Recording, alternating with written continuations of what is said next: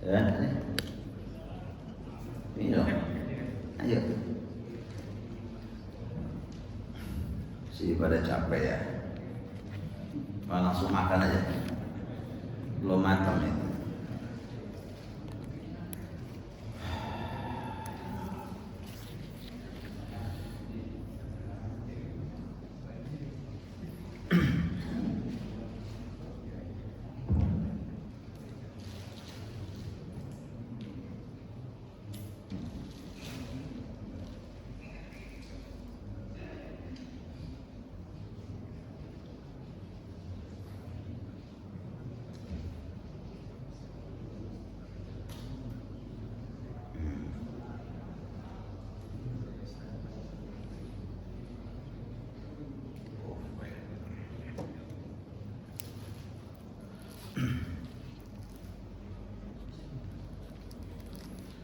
لا حضرة النبي المصطفى رسول الله محمد صلى الله عليه وسلم بنية الهدى والمنى والرشد وتوبة الناس وصلاح الجسد والروح بنية السلام والعافية المعافاة الدائمة في الدين والدنيا والآخرة اقضي حاجاتنا يا الله. الفاتحة. أعوذ بالله من الشيطان الرجيم. بسم الله الرحمن الرحيم. الحمد لله رب العالمين الرحمن الرحيم مالك يوم الدين إياك نعبد وإياك نستعين اهدنا الصراط المستقيم صراط الذين أنعمت عليهم غير المغضوب عليهم ولا الضالين. رب اغفر لنا ذنوبنا ووالدينا ولجميع المسلمين آمين. السلام عليكم ورحمة الله وبركاته.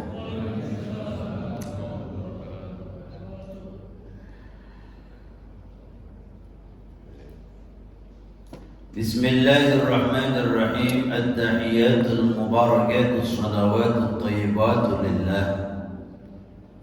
السلام عليك أيها النبي ورحمة الله وبركاته. السلام علينا وعلى عباد الله الصالحين. نحمده ونستعينه ونستغفره ونعوذ بالله من شرور أنفسنا ومن سيئات أعمالنا. من يهد الله فلا مضل له ومن يضلل فلا هادي له. اللهم صل على حبيبك سيدنا محمد وعلى آله وصحبه وبارك وسلم أجمعين. أما بعد، وقد قال الله تعالى في كتابه المبين وهو أصدق القائلين. أعوذ بالله من الشيطان الرجيم. وجوه يومئذ ناظرة إلى ربها ناظرة. الآية. صدق الله العظيم. Para kekasih-kekasih Allah, saudara-saudaraku, bapak-bapak, ibu-ibu, jamaah sidang salat subuh berjamaah Masjid Jami Mahkota Simpruk, majelis jamaah majelis taklim rutin Ahad ya, ba'da subuh, Ahad ba'da subuh. Insyaallah dikasih istiqomah kita semuanya, amin. Pengurus Dewan Kemakmuran Masjid beserta segenap jajarannya, para asatidz, para imam, para sesepuh, para tokoh-tokoh yang kita muliakan, yang kita hormati, yang kita ta'zimi. Insyaallah kita semuanya senantiasa selalu dalam bimbingan, lindungan dan ampunan dari Allah Subhanahu wa taala. Alhamdulillah, walaupun suasana di luar ya dingin, Masya Allah, enaknya tarik selimut saudara-saudara, betul.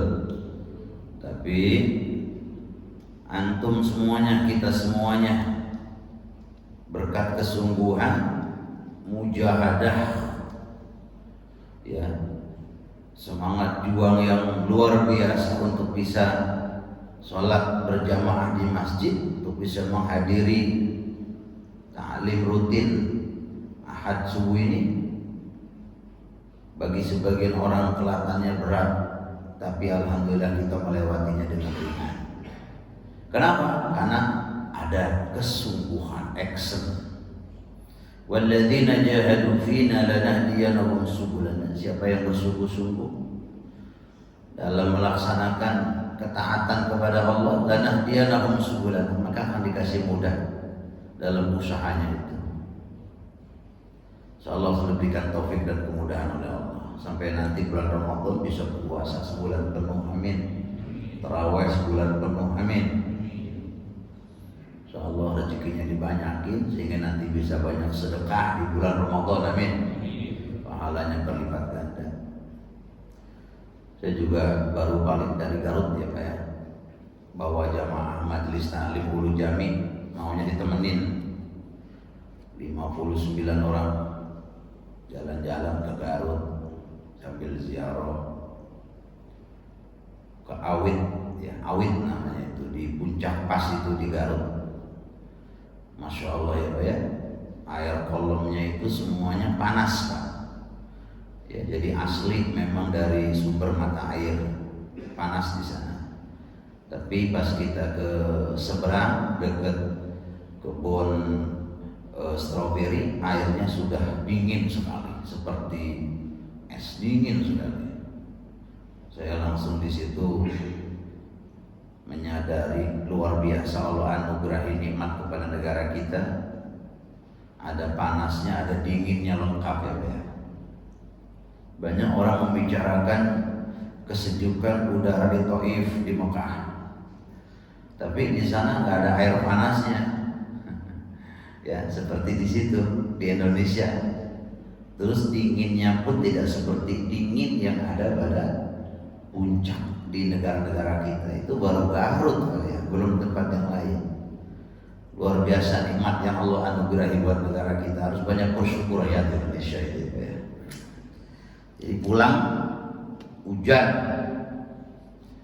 ya busnya di Swadharma lampu merah, Cipulir ya hujan. Nyampe rumah sekitar jam 12:30, alhamdulillah bisa tidur sedikit.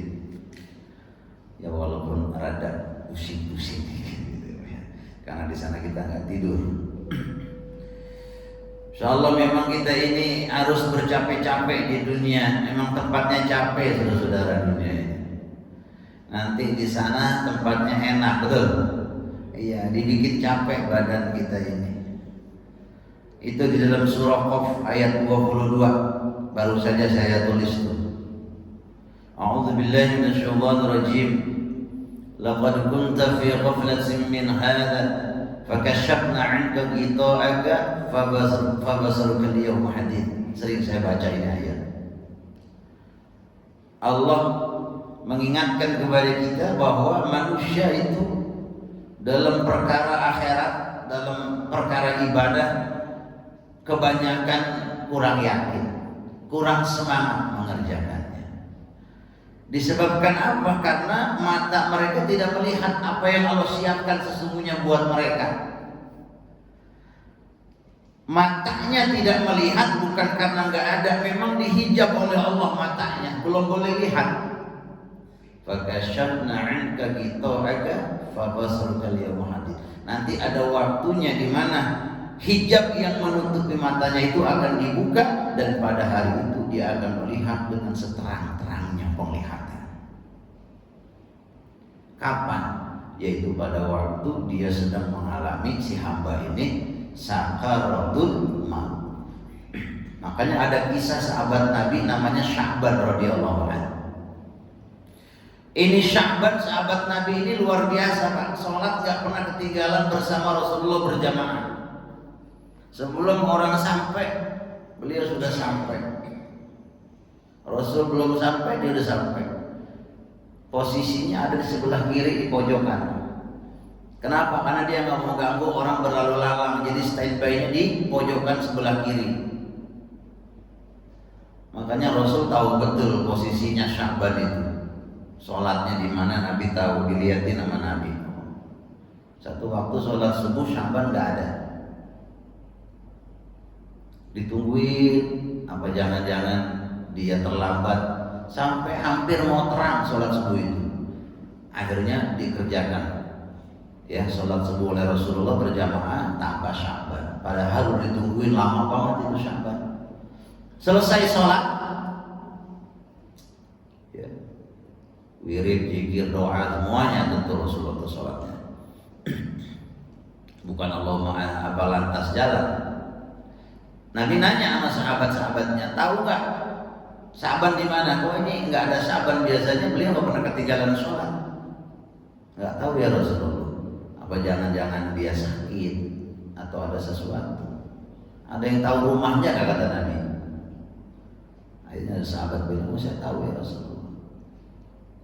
Yuk nanti habis sholat subuh selesai kita sama-sama main ke rumah Sa'ban. Takut ada apa-apa karena nggak biasa begini dia. Rasulullah jalan luar biasa, jarak yang ditempuh jauh sekali. Jauh sekali saudara-saudara. Ada yang mengatakan berangkat habis subuh sampai Domo Johor, berarti jauh tuh Pak rumahnya. Sampai di sana ketemu istrinya kaget. Rasul ucapkan salam, dijawab salamnya. Rasul nanya di mana Sa'ban? Ya Rasulullah, Sa'ban tadi sebelum subuh meninggal ya Rasulullah. Masya Allah, benar tuh firasat Nabi kalau ada apa-apa sama sahabat didatangi, diziarahi langsung, ditakziahi Rasulullah. Lalu istrinya bilang, ya Rasulullah, saya bingung, suami saya itu waktu mau meninggal dunia, waktu sakaratul mautnya itu, saat-saat apa itu ya, alfanya itu, dia mengucapkan 3 hal yang sampai sekarang saya nggak ngerti maksudnya apa. Kata Nabi, apa yang dia katakan? Coba lebih jauh lagi, coba lebih jauh lagi. Lalu yang kedua, coba yang baru, coba yang baru. Lalu yang ketiga, kata Sa'ban, seandainya semuanya. Nah, maka Rasulullah mengatakan kepada istrinya Sa'ban, itu Sa'ban diperlihatkan oleh Allah balasan atas amal yang dia lakukan, di mana dia melangkahkan kakinya dari rumah ke masjidku untuk sholat bersamaku, diperlihatkan pahalanya oleh Allah. Maka dia mengatakan pada saat sakaratul maut itu, coba lebih jauh lagi itu masjid jaraknya itu. Kalau sekarang belum terasa, nanti mau mati, aduh coba yang jauh lagi masjid Mahkota Sipro. Di sini siapa yang paling jauh rumahnya? Rosid, dekat, sudah dekat pakai motor lagi. Itu pahalanya dibagi 2 sama motor itu. Saudara-saudara, itu Sa'ban bilang begitu, coba lebih jauh lagi, coba lebih jauh, pahalanya pasti lebih banyak. Apa yang akan Allah kasih pasti lebih hebat lagi. Oh begitu, dibuka tuh sama Nabi. Lalu yang kedua kata Sa'ban, seandainya yang baru. Jadi waktu itu dia mau ke masjid musim dingin Pak.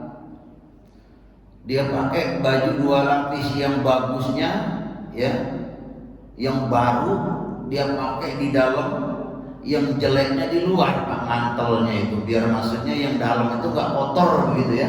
Waktu dia sholat, di tengah perjalanan melihat ada orang kedinginan hampir mati Pak. Ditolongin sama Sa'ban, dikasih mantel luarnya Pak, digunakan untuk orang itu yang sedang kedinginan sehingga dia selamat ya, hangat dengan mantel itu.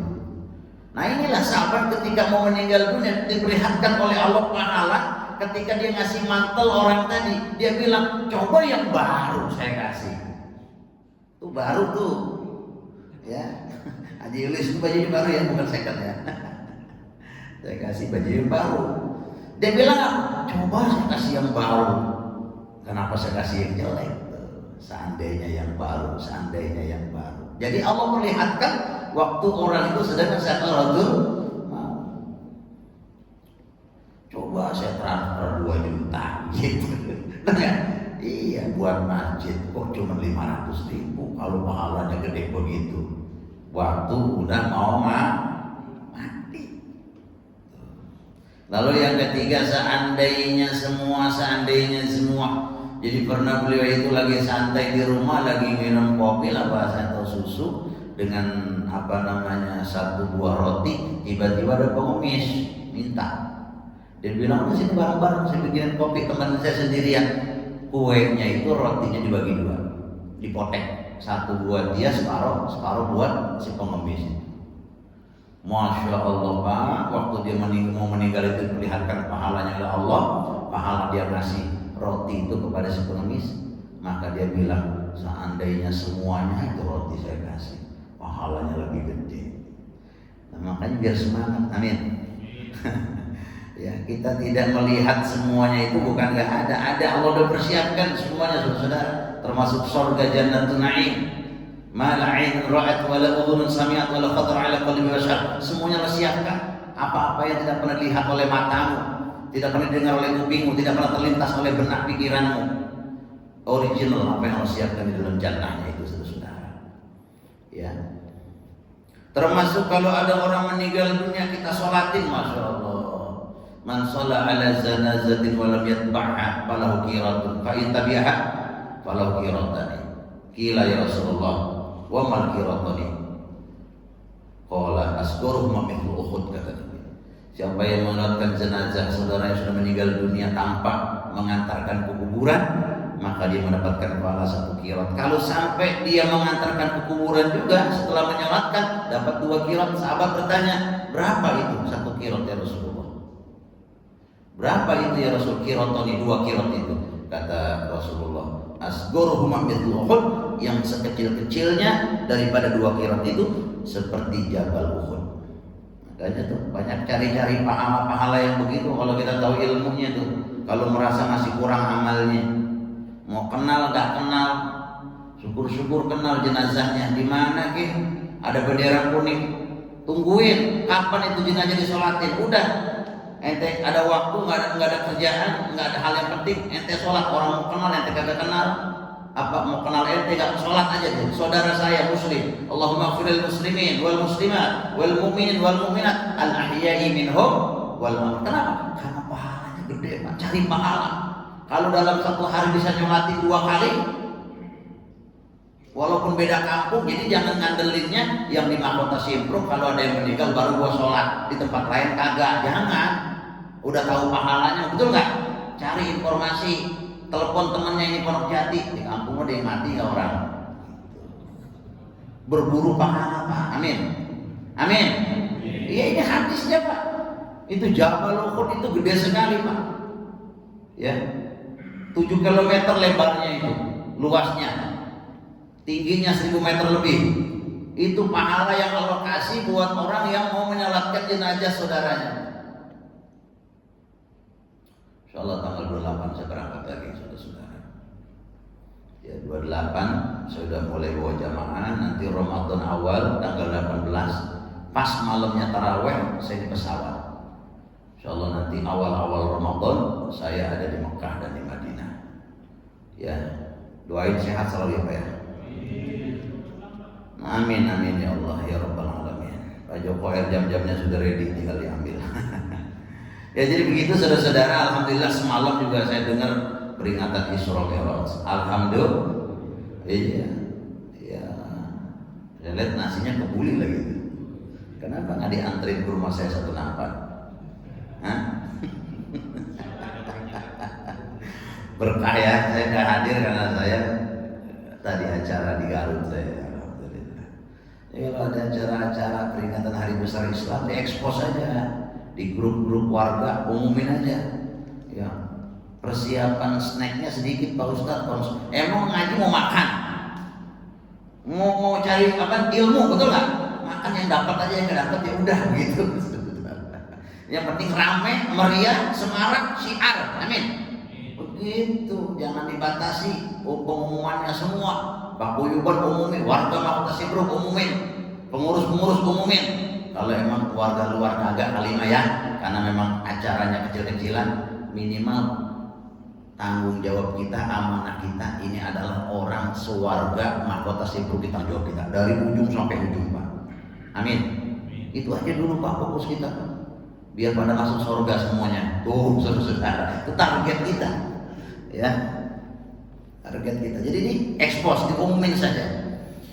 Nah, saudara-saudara ma'asyiral muslimin rahimakumullah, ini kita sudah mau masuk bulan Sya'ban, betul? Sekarang tanggal berapa ini? Hijriahnya. Udah masuk tanggal 1. Berarti kita sudah masuk bulan Sya'ban. Nih orang tua dengerin nih.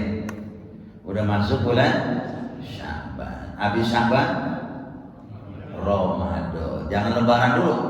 Ramadan baru lebaran ya. Ramadan. Ini nanti Sya'ban kita ini kalau nggak salah sampai 28 hari kalau nggak salah itu di kalender. Ya. Apa itu di situ lihat nanti. 29. Nah, Sya'ban, saudara-saudara, ini adalah pintu gerbang Sayyidus Syuhur, Syahrul Ramadan. Penghulunya bulan, rajanya bulan, yaitu bulan Ramadan. Alhamdulillah semalam ditutup bulan Rajab dengan peringatan Isra Mi'raj, diulas betul tuh semua mungkin oleh Habib. Ya, tentang hikmah Isra dan Mi'raj.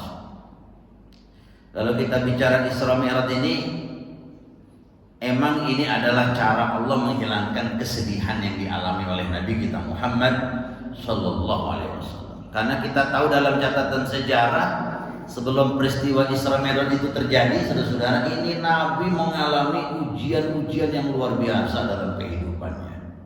Namanya disebut dengan Amul Huzn, tahun-tahun kesedihan.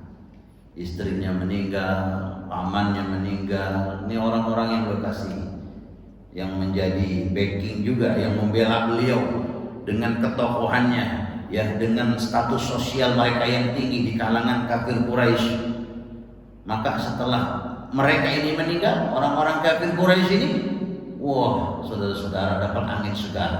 Udah nggak pakai aling-aling lagi. Seret Muhammad, bunuh, hidup ataupun mati, bawa ke sini kepalanya. Nih uangnya besar, dikasih saya barang. Luar biasa ujian kepada Rasulullah ini, saudara-saudara. Makanya terang-terangan Rasul disakiti oleh orang-orang kafir Quraisy ini, yang sampai ditipukin dengan tanah sampai kepalanya itu kotor dengan tanah, sampai Fatimah itu menangis melihat Rasulullah diperlakukan kejam seperti itu oleh orang-orang kafir Quraisy. Tapi Nabi menghibur Fatimah dengan mengatakan, wahai Fatimah, kamu gak usah khawatir, bapakmu yang nolong Allah Tuhan semesta alam. Pergi ke Taif dengan anak angkatnya Zaid bin Haris, saudara-saudara. Di sana apa yang didapatkan oleh Rasulullah? Pengusiran dengan kasar, saudara-saudara. Luar biasa ya yang dialami oleh Rasulullah ini. Ya, banyak kejadian-kejadian di Taif itu, termasuk ya di kebun anggurnya ada masjid Kuf, ya Kuf namanya itu. Ketika Rasul bersandar lelah di batu-batu menjadi lunak, ada bekas sikutnya. Dari situ ke Qarnul Manazil, keluar dari Taif, beliau berdoa mengadukan kelemahan dirinya kepada Allah. Ya Allah, saya ini bukan siapa-siapa, saya ini lemah, nggak berdaya. Saya sih pasrah aja, kau serahkan saya ini sama orang-orang yang akan menjolimi saya atau bagaimana. Yang penting kau nggak marah sama saya, yang penting kau redo sama saya. Allah, doa Nabi menggoyang arsy-Nya Allah. Diutus dalam malaikat Jibril, diberitahu bahwa Allah memerintahkan kepada 2 malaikat ya untuk melemparkan gunung kepada orang-orang Taif yang telah menyakiti hati kekasihnya. Tapi bagaimana kamu, ya Rasulullah, ya Muhammad, kalau kamu iyakan akan dilaksanakan. Tapi Rasul tidak melakukan itu. Allahumma hdi liqaumi fa innahum la ya'lamun. Mendoakan hidayah kepada kaumnya. Mereka melakukan itu, kata Nabi, karena mereka jahil, mereka tidak tahu. Semoga anaknya nanti, keturunannya menyembah Allah Subhanahu wa ta'ala. Doa Nabi. Maka tidak lama setelah itulah peristiwa Isra Mi'raj terjadi pada tahun 10 kenabian beliau. Dari Masjidil Haram ila Masjidil Aqsa yang ada di Palestina. Ya, saudara-saudara, dari situ beliau sholat mengimami ya semua para nabi, para rasul. Maka beliau bergelar Imamul Anbiya wal Mursalin di situ. Padahal di situ ada seniornya, ada juniornya, ada seniornya. Ada Nabi Adam, ada Nabi Ibrahim. Tetapi beliau nih yang diperkenankan menempati posisi terdepan sebagai imam untuk menyolati untuk menjadi imam sholat para nabi, para rasul ketika itu. Ini kejadian yang memang kalau dicerna dengan logis ini susah, saudara-saudara. Hanya dengan keimanan ya bahwa tidak ada sesuatu yang mustahil bagi Allah Subhanahu wa ta'ala. Nah, saudara-saudara, dari Masjidil Haram itu ke Masjidil Aqsa, dari situ baru beliau meluncur ke Sidratul Muntaha, menembus 7 lapis langit. Ya, Sidratul Muntaha ini adalah tempat yang tidak pernah satupun makhluk ke tempat itu. Karenanya undangan yang Allah berikan kepada Rasulullah dalam Isra Mi'raj ini di Sidratul Muntaha ini adalah VIP, saudara. Udah kelasnya nih, kelas terkhusus untuk Nabi kita, al-makhsus. Makanya malaikat Jibril pun tidak sanggup menemani beliau, hanya beliau saja ya yang diperkenankan oleh Allah. Maka disitulah Nabi kita dalam perjalanan Mi'rajnya banyak melihat tamsil-tamsil, saudara-saudara. Ya, ada Rasulullah itu melihat dalam perjalanan Mi'rajnya ada orang, Pak, motong padi, Pak. Jadi dia panen padi. Itu padi dipotong, setiap dipotong tumbuh lagi, setiap dipotong tumbuh lagi, nggak habis-habis. Nabi bertanya kepada Jibril, siapakah mereka itu? Maka Jibril menjawab, mereka itu ibarat orang yang gemar beramal jariah, yang kemudian mereka memetik pahalanya dari Allah nggak habis-habis. Falahum ajrun ghairu mamnun, nggak habis-habis. Maka amal jariah ini luar biasa, harus kita miliki dalam kehidupan kita. Lalu dalam tamsil-tamsil yang lain Rasulullah juga melihat orang yang terus-menerus memukul kepalanya, saudara-saudara. Lalu Rasul bertanya, siapa mereka itu ya Jibril? Jibril menjawab, mereka itu ibarat orang yang enggan melaksanakan sholat, yang kelak akan menyesal dengan memukuli kepalanya terus-menerus. Kepala sendiri dia pukulin walaupun terasa sakit olehnya. Itu siksaan yang akan dirasakan, dialami oleh orang yang enggan melaksanakan sholat. Berat kepalanya kalau dibawa sholat, tapi kalau hiburan enteng kepalanya. Beliau juga melihat sebuah kuburan yang sangat harum baunya. Nabi bertanya, apakah itu ya Jibril? Dijawab, itu kuburannya Masyitoh dan anaknya. Dia mati disiksa oleh Raja Fir'aun karena mempertahankan imannya kepada Allah Subhanahu wa Ta'ala sewaktu dipaksa supaya menyembah berhala. Banyak tamsil-tamsil yang diperlihatkan oleh Allah kepada Nabi kita Muhammad SAW, termasuk diperlihatkan surga dan neraka. Itu kan ghaib, Pak. Ya, wabil akhirati hum yuqinun, yakin kepada negeri akhirat. Di akhirat cuma ada 2 tempat kembali, surga dan neraka. Belum ada yang pernah lihat, tapi Rasulullah dalam Isra Mi'raj diperlihatkan oleh Allah. Berkenan Allah memperlihatkan kepada beliau, melihat neraka, melihat surga. Masya Allah, saudara. Maka cukuplah kita meyakini keduanya itu melalui apa yang pernah disaksikan, musyahadah secara langsung oleh Nabi kita Muhammad Sallallahu Alaihi Wasallam. Jangan ragu, Pak. Maka fastabiqul khairat, semangat terus dalam berbuat kebaikan, karena kebaikan-kebaikan, amal soleh, ibadat, ketaatan yang kita lakukan, semuanya tidak akan disia-siakan oleh Allah Subhanahu wa Ta'ala. Nanti waktu kita sakaratul maut, Allah perlihatkan tanaman kita yang siap dipetik, yang siap dipanen. Alhamdulillah. Nah, Bapak Ibu sekalian yang berbahagia, lalu yang terpenting juga dalam Isra Mi'raj ini, Allah memberikan suatu mandat secara langsung kepada Nabi kita, yaitu perintah yang bukan hanya untuk beliau tetapi untuk umatnya, hamba-hamba Allah yang lain, yaitu khamsu salawatin katabahun Allah ala ibad, 5 waktu sholat fardu untuk hamba-hamba. Ini perintah sholat, ya. Jadi 5 waktu, yang awalnya 50 jadi 5, karena saran Nabi Musa meminta dispensasi. 9 kali Nabi bolak-balik menghadap Allah minta keringanan, maka menjadi 5, saudara-saudara. Tapi walaupun 5 seperti 50, kenapa? Karena 1 dibalas 10 umat Nabi Muhammad itu beramal. Man ja'a bil hasanati falahu asyru amsalihha. Ngerjainnya di korting jadi 5, tapi pahalanya seperti tetap 50. 5 dikali 10 luar biasa umat Nabi Muhammad ini, saudara.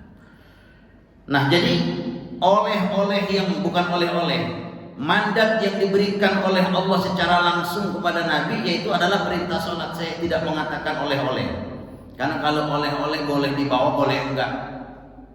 Orang jalan-jalan dari Garut, Pak Ustadz, mana oleh-olehnya dari Garut? Orang sempat saya belanja, ribet saya. Nah itu namanya oleh-oleh, boleh dikasih, boleh enggak, boleh disampaikan, boleh enggak. Tapi kalau sudah amanat, mandat, nah ini enggak boleh enggak Pak, harus disampaikan. Maka sholat ini bukan oleh-oleh Isra Mi'raj, tapi adalah amanat yang langsung dimandatkan oleh Allah kepada Nabi kita Muhammad Shallallahu Alaihi Wasallam. Maka saudara-saudara, sholat ini memiliki kedudukan yang sangat tinggi di dalam agama kita, agama Islam. Dia adalah tiang agama. As-salatu imaduddin, tiang agama. Sholat juga adalah batas antara keislaman dan kekufuran dan kemunafikan. Sholat. Oleh karena itu Rasulullah memberikan perhatian secara khusus, secara ekstra terhadap masalah sholat. Beliau memberikan contoh pelaksanaan secara detail dari awal sampai akhir, dari takbir sampai salam. Shallu kama ra'aitumuni usolli. Masalah sholat saudara. Nah ini semua menunjukkan pentingnya daripada sholat di dalam agama Islam ini. Nah harusnya saudara-saudara, ini sudah cukup sebagai motivasi bagi umat Islam untuk selalu bersemangat dalam melaksanakan sholat. Banyak keistimewaan yang Allah siapkan bagi orang-orang yang menjaga sholatnya, yang melaksanakan perintah sholat darinya, saudara-saudara.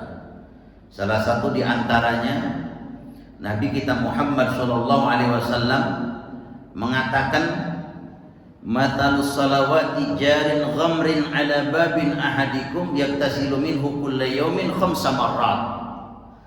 Jadi kata Nabi, sholat fardu yang 5 waktu itu seperti sebuah sungai yang airnya mengalir melimpah di depan pintu rumah salah seorang di antara kalian. Dia mandi dari air sungai itu setiap hari 5 kali.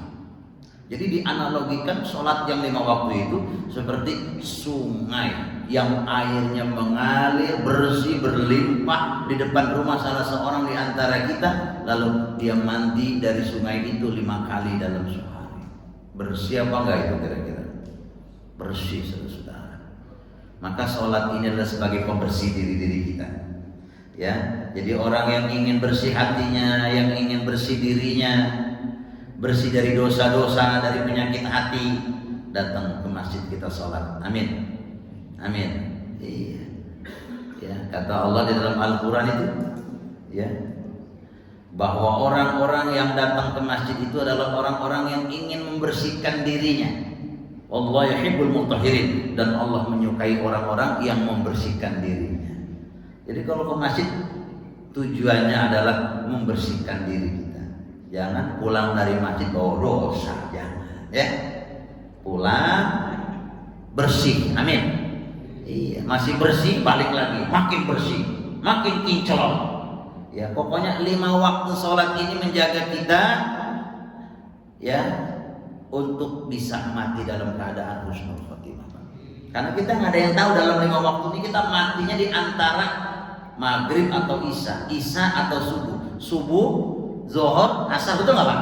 Nah kalau kita 5 waktunya kita jalankan, kita mati di antara waktu-waktu itu, husnul khotimah Pak. Amin. Jadi perumpamaan sholat yang 5 waktu itu seperti sungai. Lalu kata Nabi, sholat bisa menggugurkan dosa. Disebutkan dalam sebuah hadis, ya, sholat yang 5 waktu itu dari satu sholat ke sholat yang lainnya, dari satu Jumat ke Jumat yang lainnya, satu Ramadan ke Ramadan yang lainnya, itu mukaffiratun ma bainahun idza tunibatil khaba'ir. Ini sebagai penggugur, penghapus dosa di antara keduanya selama orang tersebut menjauhi dosa-dosa besar. Dosa-dosa kecil insya Allah gampang, ya, amin. Tapi dosa-dosa kecil bukan hakul adam, ya, dosa kepada manusia. Kalau mau manusia minta maaf dulu sama orangnya, baru sama Allah taubat. Bagaimana dengan dosa besar? Bagaimana cara dosa yang besar yang udah kita kerjain biar diampunin? Gampang apa susah? Gampang Pak. Caranya bagaimana? Berhenti untuk mengulanginya lagi, komitmen sampai mati berkomitmen tidak mengulanginya lagi. menyesalinya dan terus memohon ampunan kepada Allah, insyaallah sebesar apapun dosanya diampuni. Amin. Qul ya ibadiyalladzina asrafu ala anfusihim la taqnatu min rahmatillah innallaha yaghfiru dzunuba jami'an innahu huwal ghafurur rahim. Wahai Rasulku Muhammad, sampaikan kepada hamba-hambaku yang sudah kelewatan batas, ya, la taqnatu min rahmatillah, jangan mereka berputus asa dari rahmat, menjauh dari Allah.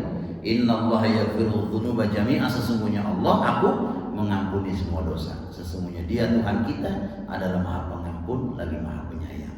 Ini ayatnya. Qul ya ibadiyalladzina asrafu ala anfusihim. Asrafu ala anfusihim, ini udah kelewatan batas, itu dosa itu banyak banget. Kata Allah apa? Bilang sama mereka itu, la taqnatu min rahmatillah. Jangan ya berputus asa dari rahmat Allah. Jadi Allah itu bagaimana prasangka kita, Pak? Ya, prasangka kita harus husnuzon kepada Allah. Allah sayang sama kita. Kita punya Tuhan yang Al-Ghaffar, Maha Pengampun. Yakini itu, Pak. Jangan mikir yang negatif kepada Allah. Ana inda rabbaba, ana inda rabbi. Saya, kata Allah, inda rabbi abni, apa namanya? Ana inda dhanni abdi bi. Bagaimana prasangka hamba, kata Nabi.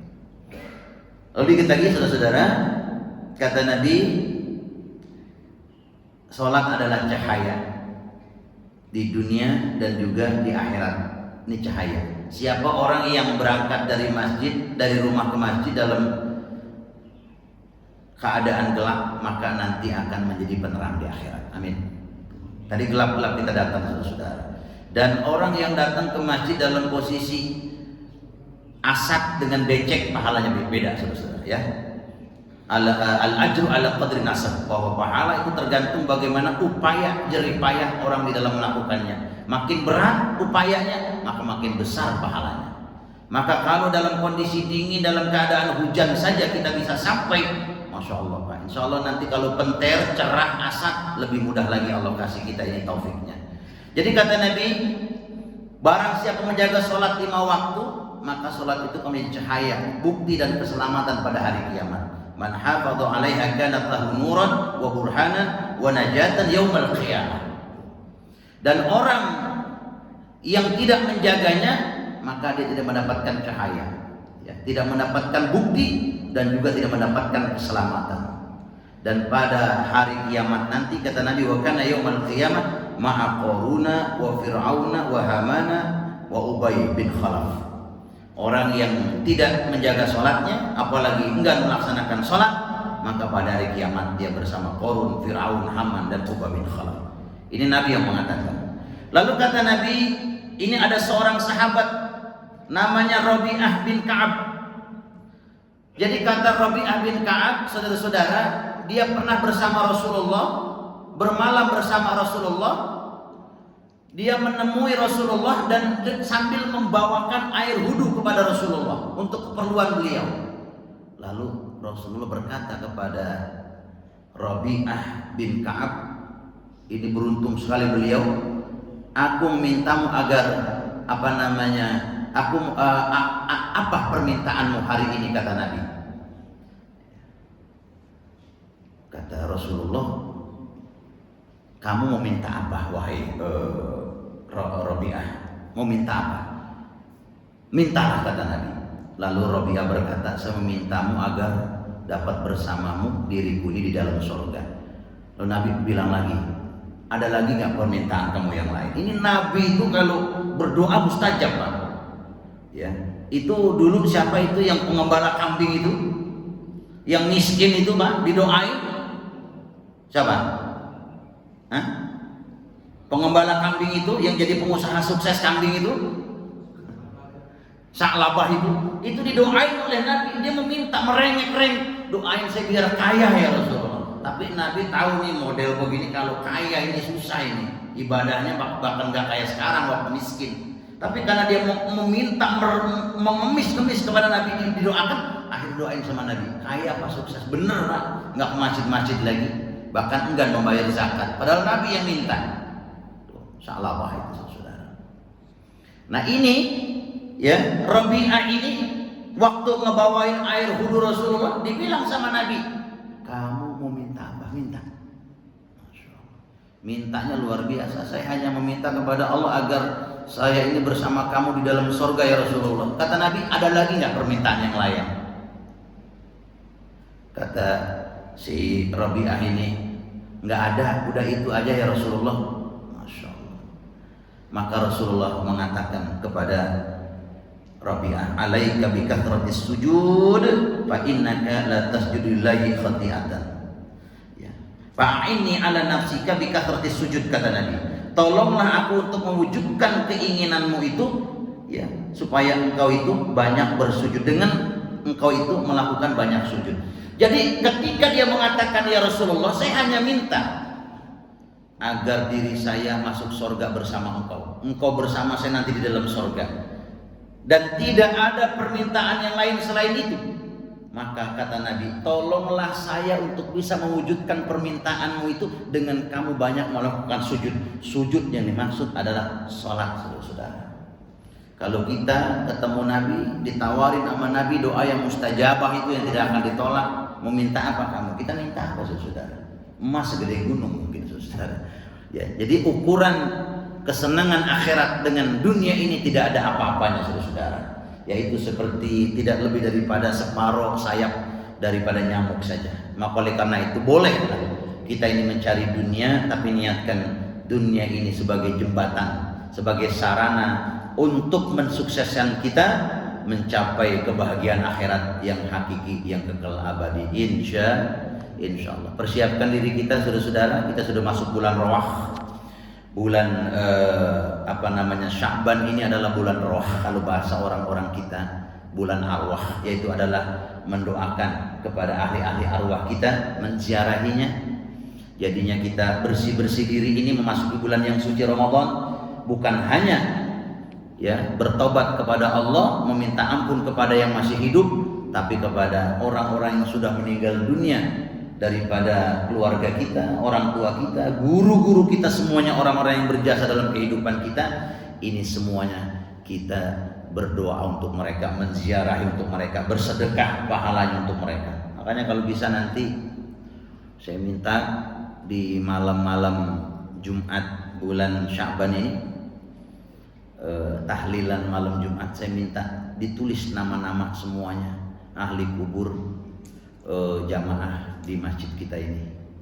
Ya, siapa-siapa yang berjasa terhadap masjid ini, jamaah kita semuanya yang sudah meninggal dunia, setiap malam Jumat nanti kita khususkan, kita kirimkan ya ila ruhi siapa misalkan, ya. Misalkan Bapak yang jamaah kita yang sudah meninggal, Bapak Haji Tanwir atau siapa semua. Ya, jadi nama-nama jamaah yang ke masjid Mahkota Sibruk sholat, nanti kalau mati nanti namanya akan ditulis dan kita akan kirimkan selalu ya Fatihah untuk mereka semua, termasuk orang-orang yang meletakkan batu pertama di masjid ini, Pak Haji Heri, ya.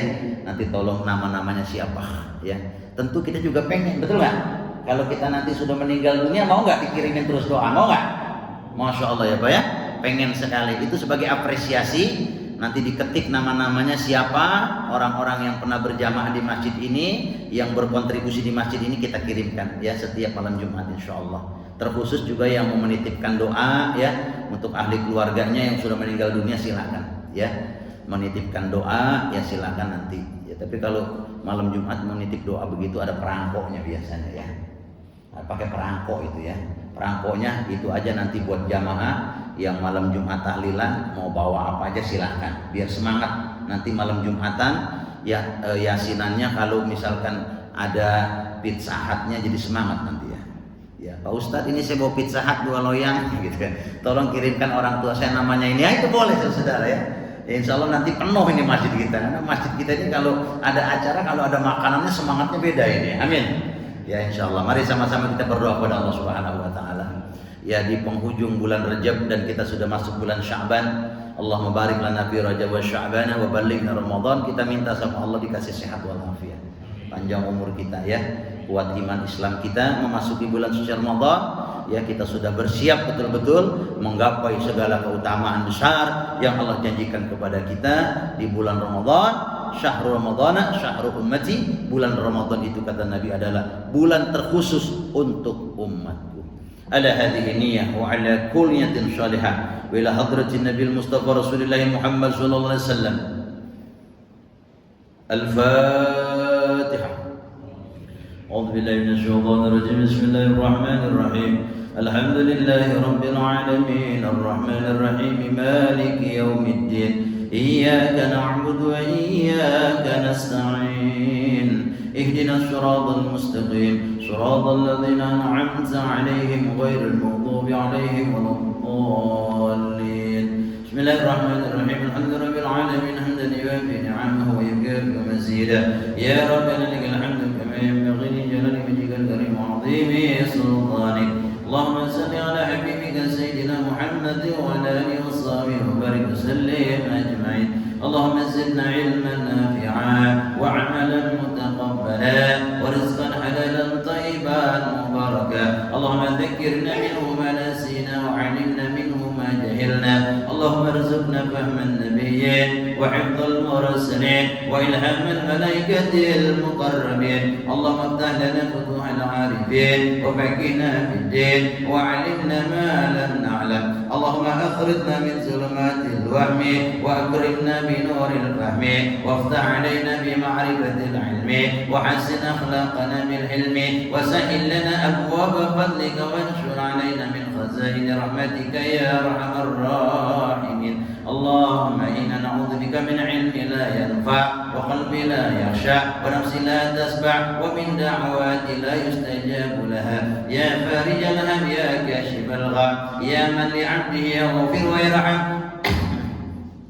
يا دافع البلاء يا الله ويا دافع البلاء يا رحمن ويا دافع البلاء يا رحيم ادفع عنا البلاء والوباء والغلاء ربنا تقبل منا إنك أنت السميع العليم وتب علينا إنك أنت التواب الرحيم يا الله بها يا الله بها يا الله بحسن الخاتمة ونعوذ بك من سوء الخاتمة وصلى الله على سيدنا محمد وعلى آل سيدنا محمد سبحان ربك رب العزة عما يصفون وسلام على المرسلين والحمد لله رب العالمين. Assalamualaikum warahmatullahi wabarakatuh.